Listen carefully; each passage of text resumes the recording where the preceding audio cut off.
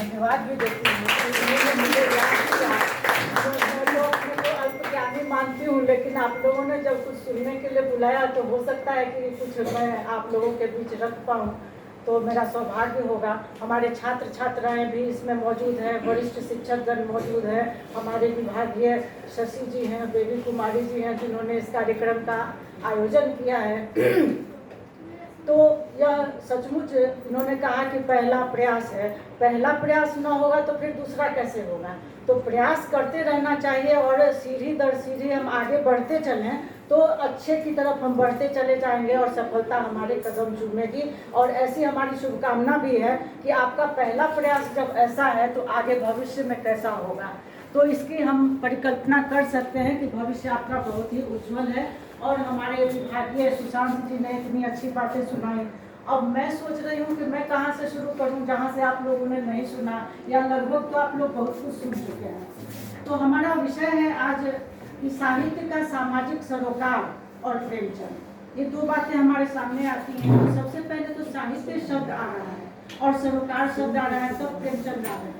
तो मैं सबसे पहले, सावन का महीना है और शिव और पार्वती का पूजन हर लोग कर रहे हैं, करेंगे अभी ये सावन महीने में। तो जहाँ हम साहित्य की बात करेंगे तो साहित्य और समाज का अन्योन्याश्रय संबंध है। अभी बात भी खुलकर सामने आई कि साहित्य जो होता है वो समाज का दर्पण होता है। तो हमारा पूरा का पूरा साहित्य शिव पुराण में है, विष्णु पुराण में है, उपनिषद हैं हमारे सामने। वो सारा का सारा साहित्य तो हमारा वहीं पर है। जहाँ हमारी संस्कृति दृष्टिगत होती है वही हमारा साहित्य है। हम क्यों शिव की पूजा करते हैं, क्यों गौरी की आराधना करते हैं, क्यों हम विष्णु की पूजा करते हैं? इसलिए करते हैं कि वो हमारी संस्कृति है। हमने शिव को नहीं देखा है, हमने किसी को नहीं देखा, लेकिन हम उनकी आराधना में तल्लीन हैं, इसलिए कि हमें कूट कूट कर ये भावना भर दी गई है। और हम सब समाज के साथ रहते हैं। समाज के साथ हमारा एक अलग ही रिश्ता होता है, अलग ही सरोकार होता है, एक अलग संबंध होता है। और उस सब के बीच में हम रहते हुए अगर कोई एक पूजा करे और दूसरा न करे तो मन में ग्लानि उत्पन्न होती है। क्यों? कहीं ना कहीं हमारे भीतर ये भावना बैठी हुई है कि हम भी करें, भले ही हम देख कर करें, सुन कर करें, लेकिन करते जरूर हैं। तो समाज के साथ चलना और साहित्य के साथ चलना। साहित्य का मतलब होता है कि सब लोग जानते हैं कि सबके हित में हो। तो जहाँ सबके हित की चर्चा होती है वही साहित्य है। और साहित्य रचना कोई पेट से सीख कर नहीं आता है। न हम मेघनाद हैं, न आपकी 32 दांत के साथ पैदा हों, या 300 कहानियों के साथ पैदा हों, या इतनी कालजयी रचनाओं के साथ पैदा हों। ऐसा नहीं होता है, कतई नहीं होता है। हम सीखते हैं कहाँ से? अपने परिवेश से सीखते हैं। हमारे मनोविज्ञान के विद्वान प्राध्यापक और प्राचार्य हमारे बीच मौजूद है, अभी इनसे बातचीत भी हो रही थी। तो इन्होंने काफ़ी अच्छी अच्छी बातें कही परिवर्तन को लेकर। साहित्य भी हमारा बदलता है, हम भी बदलते हैं, पीढ़ी दर पीढ़ी बदलते चले जाते हैं। और उसी के बीच में हमारा साहित्य फलीभूत होता है। तो साहित्य में हम सबके हित की बात को लेकर जब चलेंगे तो सबसे पहला उदाहरण मैं रखना चाहूँगी साहित्य को लेकर। प्रेमचंद के बारे में मैं बाद में आऊँगी, चूँकि 25 मिनट का समय है और उसके बीच मुझे सारी बातें कहनी है। तो शिव को लेकर हम चले तो सबसे पहला जो साहित्य हमारे पास शिव पुराण में आता है, तो एक शिव परिवार की कल्पना करें हम लोग कि वो कैसे हमारे बीच में है, हमारे साथ है वो साहित्य, और कैसी विषम संस्कृति हमारे साथ है। क्योंकि शिव के गले में क्या है? सर्पों की माला है, नाग देवता विराजमान है। और हमारी पार्वती माता हैं, उनके पास कौन सा वाहन है? तो सिंह है। और कार्तिकेय जी गोद में है तो उनका मोर है वाहन। और गणेश जी हैं, उनका एक छोटा सा मूषक है। अब देखिए कितना विरोधाभास है इसमें कि मोर सांप को खाता है, सिंह खा जाएगा। और सिंह की सवारी क्या है? बैल है, तो सिंह खा जाएगा आपको बैल को, मूषक को मोर खा जाएगा, सांप को खा जाएगा। लेकिन यही विरोधाभास हमारे समाज में व्याप्त है कि हम विषम परिस्थितियों में अपने आप को एस्टेब्लिश्ड करते हैं, स्थापित करके चलते हैं। और यह सबके परिवार की स्थिति है लगभग।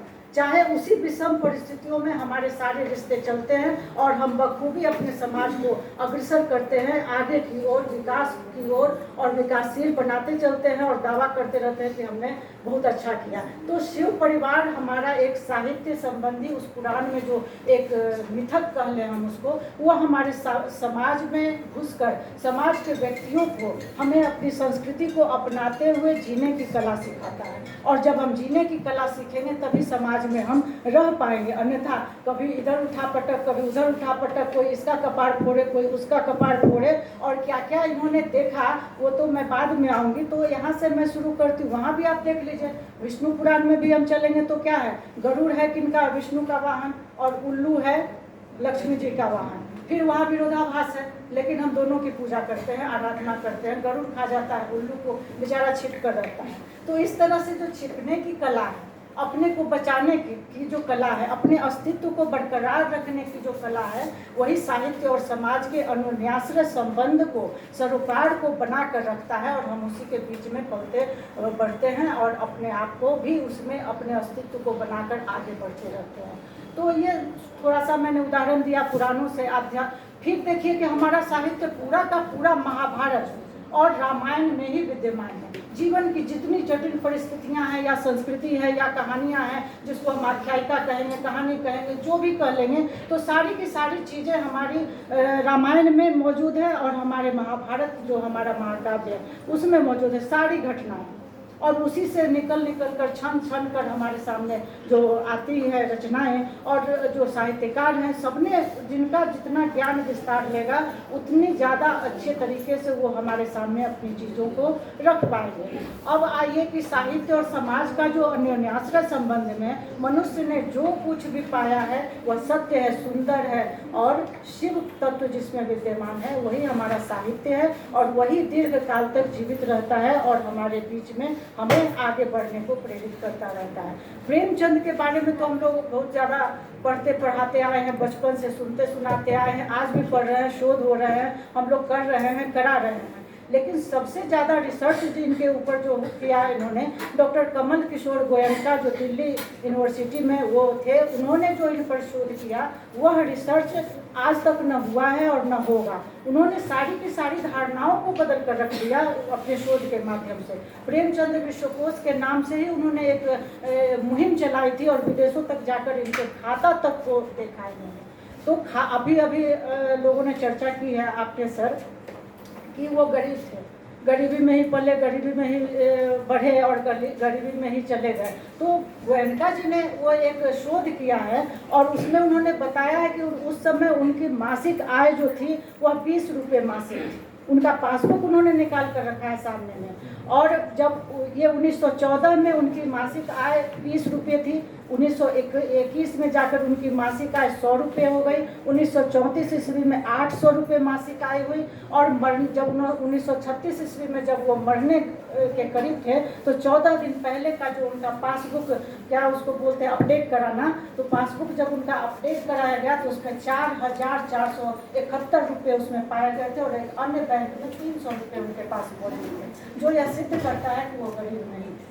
उनके पास पर्याप्त उस समय के हिसाब से बैंक बैलेंस था। ये मैं नहीं कह रही हूँ, कमल किशोर गोयनका जी ने उनके पासबुक का फोटो स्टेट तक रखा है, और उसमें ये बात सामने आई है।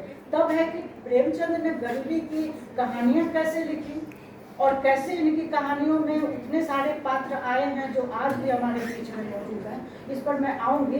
पहले तो हम ये समझें कि जैसे पेट से हम लोग सीख कर नहीं आते हैं, तो प्रेमचंद कहाँ से इनके मन में यह प्रेरणा जगी जो इन्होंने इतनी सारी रचनाएं करी, इतनी सरल भाषा शैली का इन्होंने उपयोग किया। तो इसके संबंध में एक चर्चा होती है कि अकबर के मनोरंजन के लिए खैज थे, और अकबर के मनोरंजन के लिए उस समय कहानियों का संकलन आता था, तिलिस्मे होशरुबा करके एक संकलन आया करता था, तिलिस्मे होशरुबा उर्दू में।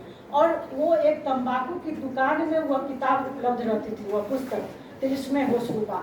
तो ये तो बच्चे थे, 1880 में इनका जन्म हुआ था, और 1906 में जाकर वो वहाँ बैठकर, वो तंबाकू खाते नहीं थे, लेकिन तंबाकू की दुकान में बैठकर वो पढ़ते थे उसको, तिलिस्मे होशरुबा को।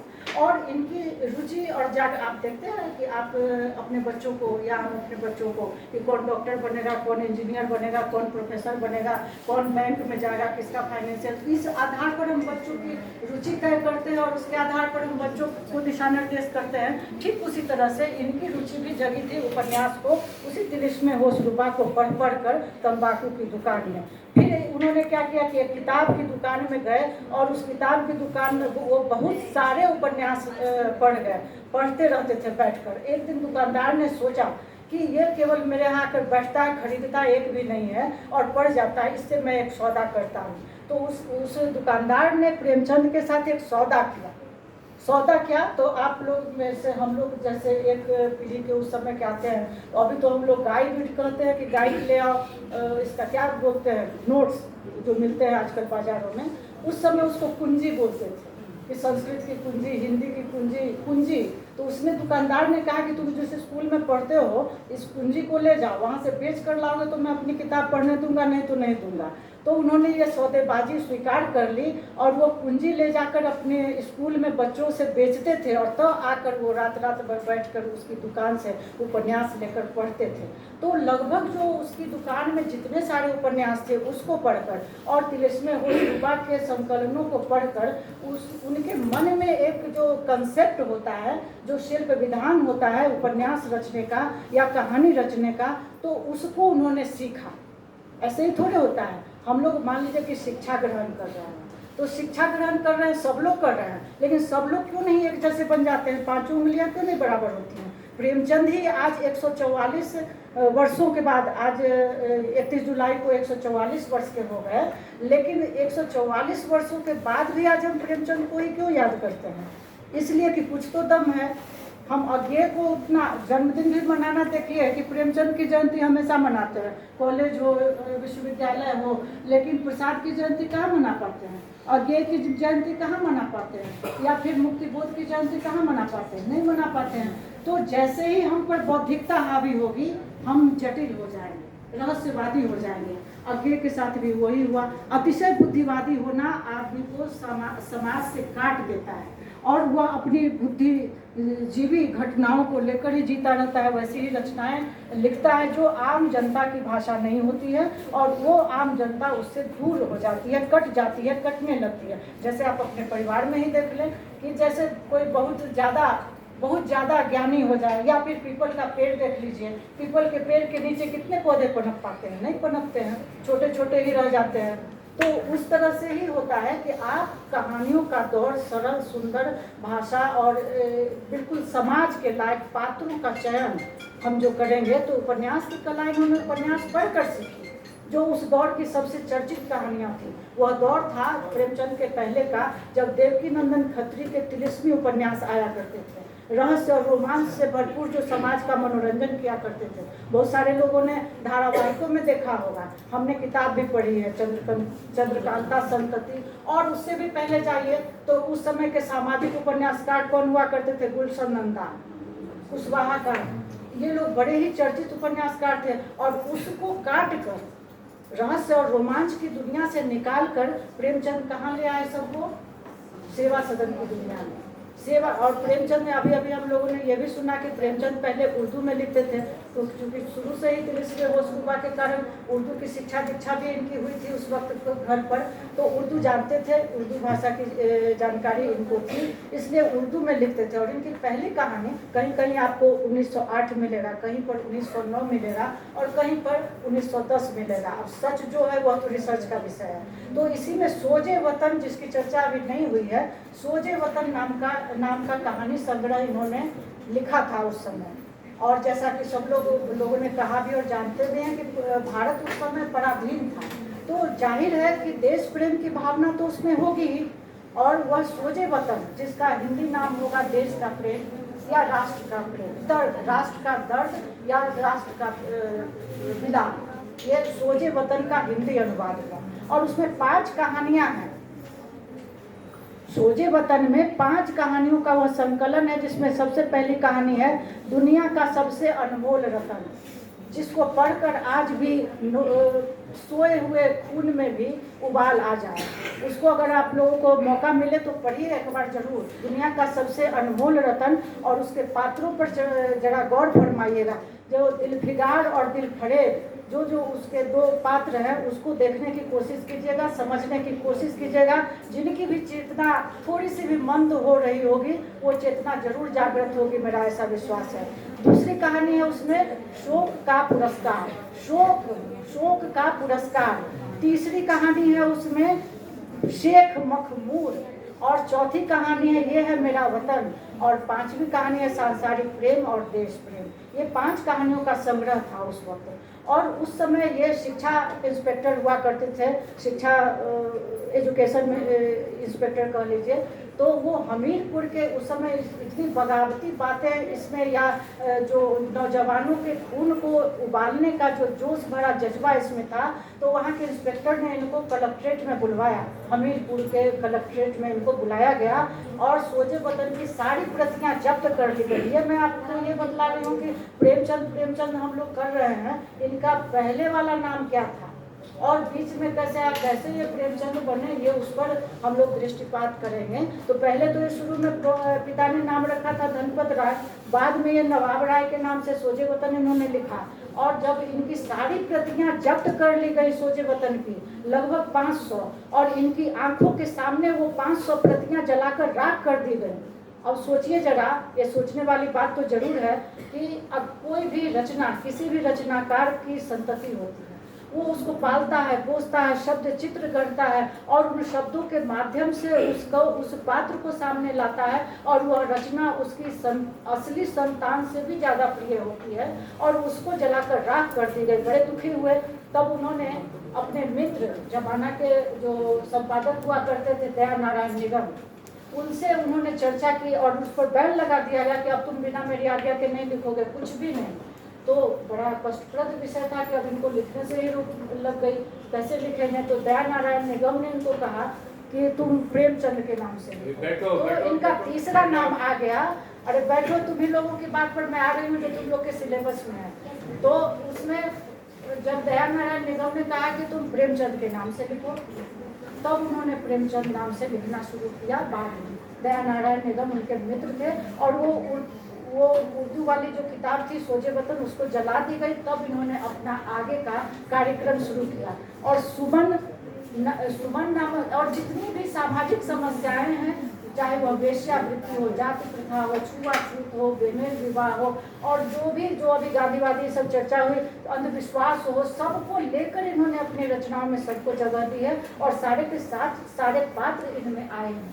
गांधीवादी विचारधारा की जो बात हुई, तो प्रेमचंद चले गए थे बॉम्बे में लिखने के लिए, उस समय चित्रपट पर कहानियाँ लिखने के लिए। तो वहाँ जब गए तो कन्हैया लाल मानिकलाल मुंशी हुआ करते थे, वो पत्रिका निकालते थे हंस। तो हंस, और वो भी वहाँ चले गए। हंस पत्रिका उस समय घाटे में चल रही थी, तो उन्होंने सोचा कि अब किसी को देकर माथे का पल्ला झाड़ ले, जैसे लोन रहा होगा तो अब किसी को दे दे। वहीं पर गांधी जी भी थे और प्रेमचंद से भी मुलाकात हुई। तो तीनों ने मिलकर उसको, उस पत्रिका का भार उठाया, और यही तय हुआ कि कैसे कैसे इसके संपादक होंगे, कैसे कैसे इसकी रूपरेखा बनेगी। तो इसमें हुआ कि गांधी जी ने कहा कि ठीक है मैं भी रहूँगा। उस समय वो तैयार हो गए। बाद में हुआ कि उस पत्रिका में जब एक गोविंद दास का एक नाटक छपा जो देश प्रेम से ओतप्रोत था, और कहीं कहीं बगावत की बू भी थी उस नाटक में, तो सरकार ने उस पर 1000 रुपये का जुर्माना लगा दिया। गांधी जी ने देने से इनकार कर दिया कि मैं 1 पैसा भी नहीं दूंगा जमानत के। तो प्रेमचंद ने कहा कि ठीक है आप न दें। तो उन्होंने अपनी तरफ से 1000 रुपये की जमानत भरी और उस पत्रिका को फिर आगे बढ़ाया। तो तय हुआ कि मानिकलाल मुंशी, मानिक कन्हैया लाल मुंशी शब्द उनका आया, मुंशी कौमा और तब प्रेमचंद, मुंशी और प्रेमचंद। धीरे धीरे पाठक वर्ग की कृपा हो गई कि, और आगे का जो वो आया तो वो कौमा हट गया, और कौमा हटने के बाद मुंशी प्रेमचंद हो गया। तो आज तक वो कहीं कहीं आप ज़्यादातर वही चल रहा है कि मुंशी प्रेमचंद, मुंशी प्रेमचंद। हाँ, प्रेमचंद ने कभी अपने से मुंशी प्रेमचंद नहीं लिखा, पाठकों ने उनको बना दिया, रिसर्च करने वाले लोगों ने उनको बनाया कि आप मुंशी प्रेमचंद हो गए। तो ये तो इनकी यात्रा मुंशी प्रेमचंद की कैसे बने, प्रेमचंद तक कैसे आए। इनकी रचनाएं हमारे समाज में इतनी ज़्यादा उथल पुथल मचाने वाली है। हम सब में एक न एक पात्र विद्यमान है। हम गौर करेंगे तो इनकी कहानियों के जितने सारे पात्र हैं हमारे समाज में, सारे के सारे पात्र मौजूद हैं। इनके उपन्यासों के जितने किरदार हैं सब के सब आपको हमें इसी समाज में मिल जाएंगे। समाज से उनका गहरा नाता है। एक कलम का सिपाही जो उनके पुत्र ने लिखा, और अभी सर ने, निखिल सर ने जो मंगलसूत्र की चर्चा की उसको उन्होंने पूर्ण किया अमृत राय ने। एक बड़े बेटे थे श्रीपद राय, दूसरे बेटे थे अमृत राय और तीसरी बेटी थी कमला देवी श्रीवास्तव। 3 बच्चे थे, 3 संतानें थी उनकी। तो इस